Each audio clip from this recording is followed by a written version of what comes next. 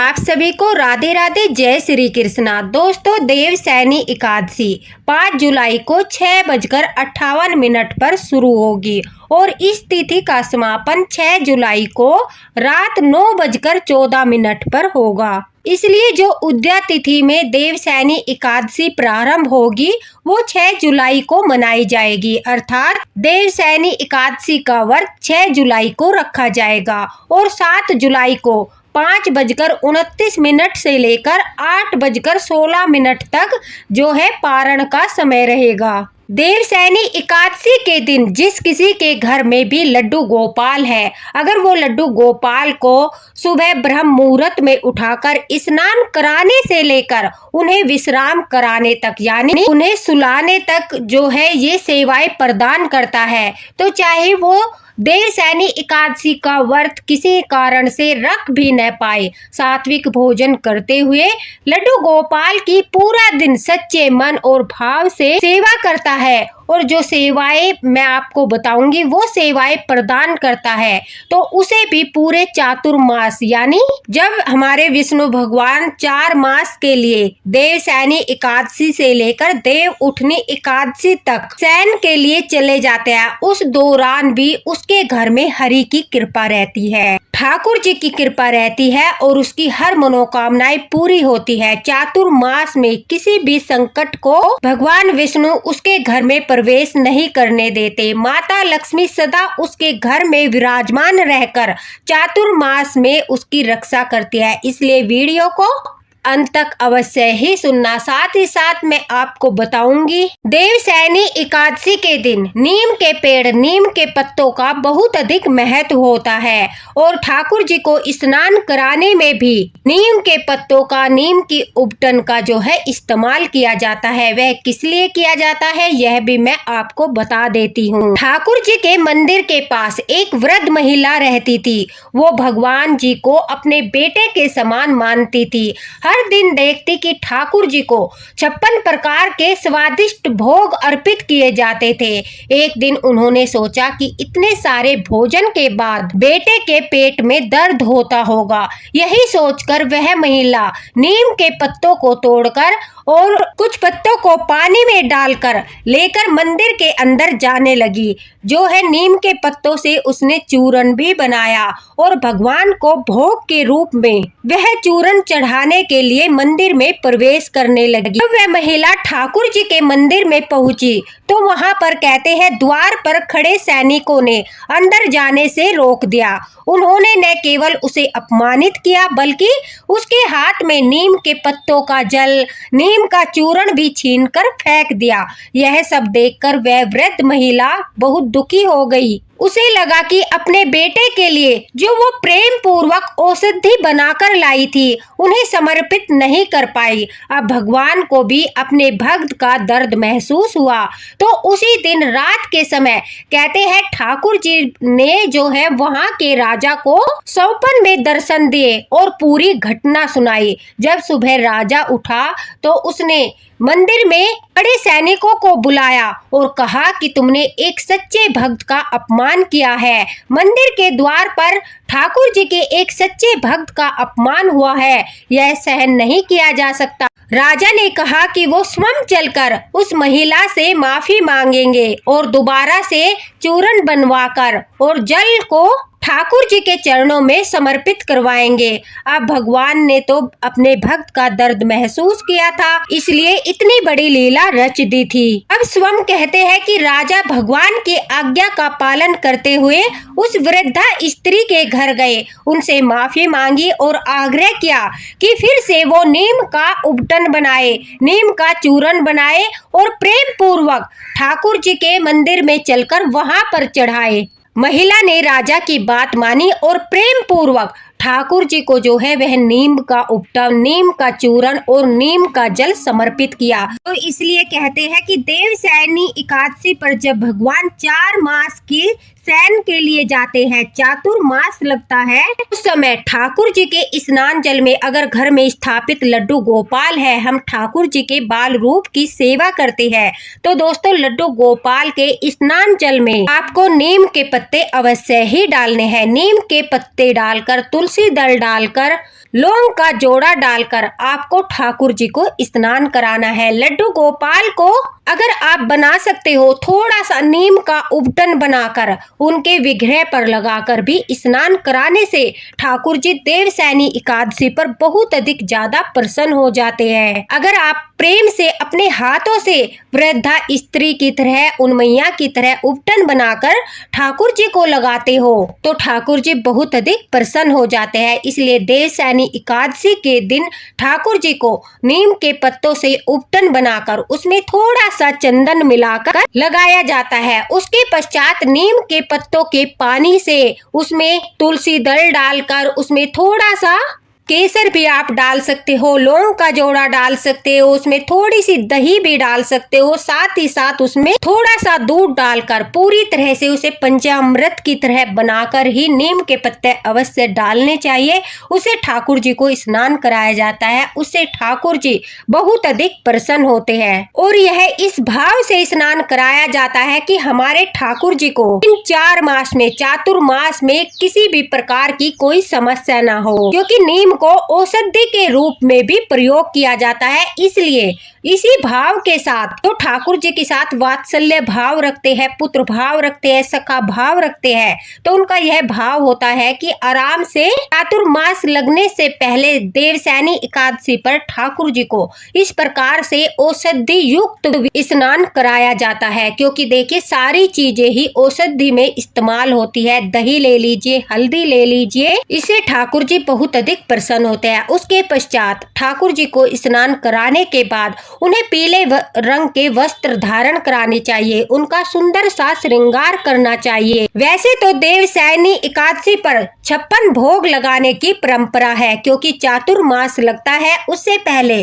ठाकुर जी को 56 भोग लगाए जाते हैं। लेकिन अगर कोई व्यक्ति 56 भोग नहीं लगा सकता तो ठाकुर जी को पीले रंग के, जैसे कि पेड़े हो गए, पीले रंग की कोई भी मिठाई का भोग लगाता है, मखाने की खीर और जो है पीले रंग के फल फ्रूट का भोग लगाता है तो ठाकुर जी उसे प्रेम पूर्वक स्वीकार करते हैं। क्योंकि सामर्थ्य के अनुसार जो भी भक्त श्रद्धा भाव से ठाकुर जी को समर्पित करता है तो ठाकुर जी उसे बड़े ही प्रेम के साथ स्वीकार करते हैं। इसलिए दोस्तों, अगर आप 56 भोग नहीं लगा सकते, आपकी सामर्थ्य नहीं है, तो देवसैनी एकादशी के दिन ठाकुर जी को पीले रंग की कोई भी एक मिठाई का भोग और ठाकुर जी को मखाने की थोड़ी सी खीर बनाकर उसका भोग, अगर मखाने नहीं है तो आप जो है मीठी दही का भोग भी लगा सकते हो। मीठी दही का भोग भी ठाकुर जी को बहुत अधिक प्रिय है। माखन मिश्री का भोग, उनके कुछ ऐसे प्रिय भोग है, उनके प्रिय भोग को लगा दीजिए, वो 56 भोग के बराबर ही होते हैं। जैसे कि मीठी दही का भोग, माखन मिश्री का भोग, पीले फल का भोग, पेड़े का भोग या फिर केले का भोग भी आप लगा सकते हो। ठाकुर जी प्रेम पूर्वक स्वीकार करेंगे और यह उनके प्रिय भोग है जो 56 भोग के बराबर ही होते हैं। अगर आप नीम के पत्तों का चूर्ण बना सकते हो, उन्हें पीसकर ठाकुर जी के लिए अवश्य ही देवसैनी एकादशी के दिन समर्पित करना चाहिए। अगर आप नहीं बना सकते तो 5 नीम के पत्ते ठाकुर जी के चरणों में समर्पित करने चाहिए, वह भी बहुत ज्यादा फलदायी होता है। उसी प्रकार से पूरा दिन नाम जाप करते हुए अगर आप दान करना चाहते हो तो देवसैनी एकादशी के दिन अन्न का दान कीजिए। किसी भूखे प्यासे को पानी पिलाइए, खाना खिलाइए, राहगीरों को ठंडा पानी पिलाइए। शंख का दान करने से भी भगवान विष्णु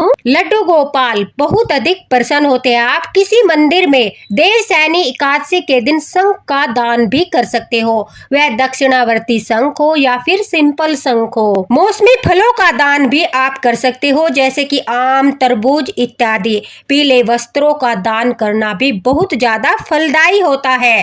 पीला चंदन, पीला केसर और पीले फूल का दान भी बहुत ज्यादा फलदायी माना जाता है। जूते चप्पल गरीबों को दान करना भी शुभ माना जाता है।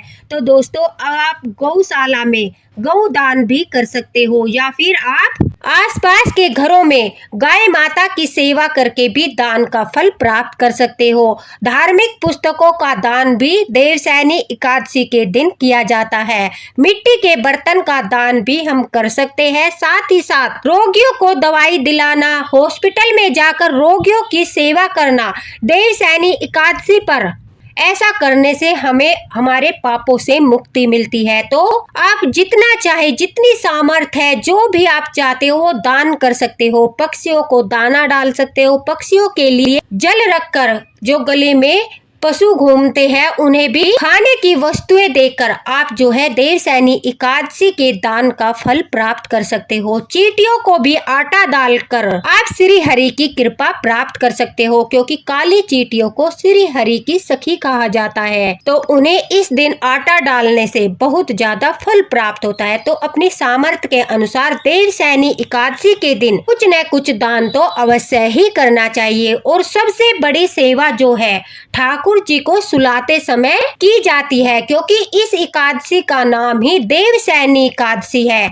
तो जब ठाकुर जी को विश्राम कराया जाता है, देवशयनी एकादशी के दिन जो व्यक्ति ठाकुर जी को विश्राम कराते समय ये सेवाएं प्रदान करता है, तो चातुर्मास में उसके ऊपर कोई भी संकट नहीं आ सकता। ठाकुर जी सदैव उसकी रक्षा करेंगे और उसके घर में श्री हरि का, माता लक्ष्मी का वास रहेगा। तो दोस्तों, शाम को जब आप ठाकुर जी को विश्राम कराए, उस समय लड्डू गोपाल के सिरहाने पर अगर आप ये वस्तुएं लड्डू गोपाल को शयन कराते वक्त उनकी सैया पर रखोगे, तो कहते हैं कि वो भाग्य, धन, सुख और समृद्धि और मोक्ष का प्रतीक मानी जाती है। भगवान को सुलाते वक्त उनकी प्रिय वस्तुएं उनकी सैया पर रख देने से श्री हरि शयन के दौरान अपने भक्तों की रक्षा करते हैं। यानी चातुर्मास में भले ही वो शयन में हो, लेकिन हर पर वो आपको देखते रहेंगे, हर पल आपके ऊपर उनकी कृपा रहेगी और आपका हर काम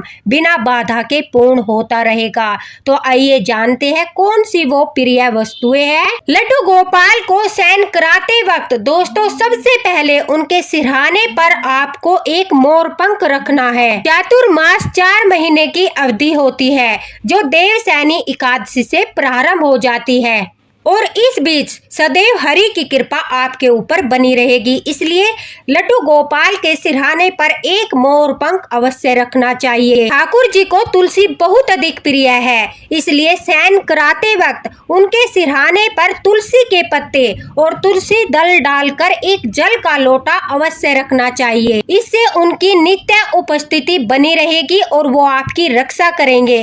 तुलसी वातावरण को शुद्ध करती है और यह माना जाता है कि रात्रि के समय तुलसी से निकलने वाली ऊर्जा दोष और दोषी विचारों को, नकारात्मक शक्तियों को दूर रखती है।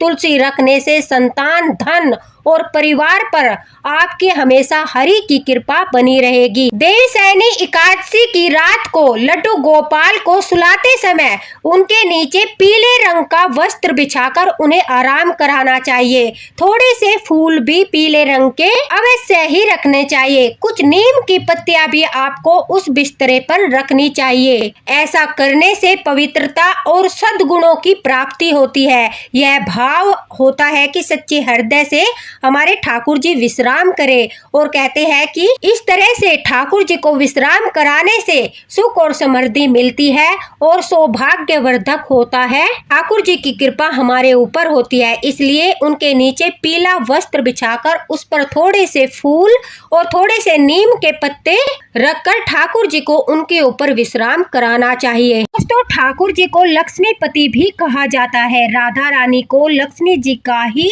रूप माना जाता है, इसलिए एकादशी की रात को पीतल का या फिर चांदी का एक सिक्का पीले वस्त्र में लपेटकर लड्डू गोपाल के सिरहाने पर रख देना चाहिए और सुबह के समय जब आप पारण करो, वह सिक्का उठाकर अपनी तिजोरी में रख लेना चाहिए। कहते हैं ऐसा करने से पूरे चातुर्मास में पूरे 4 महीने तक आपके घर में धन की कमी नहीं होगी। लक्ष्मी जी हमेशा आपके घर में उपस्थित रहेगी और कभी भी धन हानि नहीं होगी। साथ ही साथ वो हमेशा आपके घर में विराजमान भी रहेगी।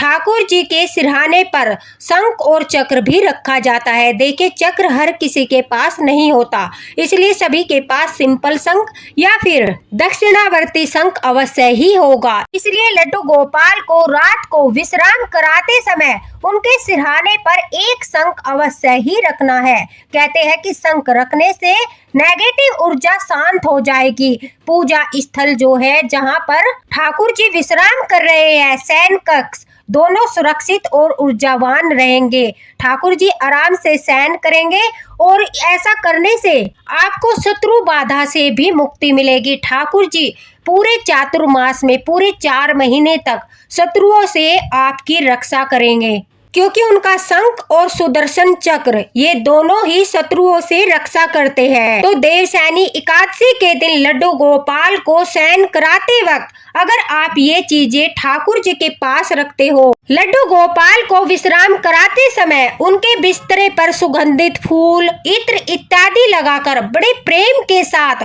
गुलाब, चंपा, बेला, मोगरा, जिनसे बहुत अच्छी सुगंध आती है, उन सभी फूलों को आप रख सकते हो। गुलाब के फूल, कोई भी इत्र लगाकर जिसमें अच्छी सुगंध आती है, वो सब जो है लगाकर उस पर प्रेम से लड्डू गोपाल को विश्राम कराए। देवशयनी एकादशी के दिन शयन कराए। ऐसे करने से जो आपके अंदर भाव प्रकट हो रहा है, ठाकुर जी के प्रति प्रेम प्रकट हो रहा है, उससे लड्डू गोपाल प्रसन्न होते हैं और आपको बहुत ज्यादा पुण्य की प्राप्ति होती है। इस तरह से अगर आप देवशयनी एकादशी के दिन लड्डू गोपाल को विश्राम कराते हो तो आपकी सारी मनोकामनाएं पूरी होती है। अगर आप व्रत करते हो तो बहुत अच्छा है। अगर आप किसी कारणवश व्रत नहीं कर पाते, शुद्ध सात्विक भोजन करते हुए, नाम जाप करते हुए देवशयनी एकादशी के दिन ठाकुर जी के लड्डू गोपाल की ये सब सेवाएं प्रदान करते हो तो सच कहती हूँ दोस्तों, आपको देवशयनी एकादशी के व्रत का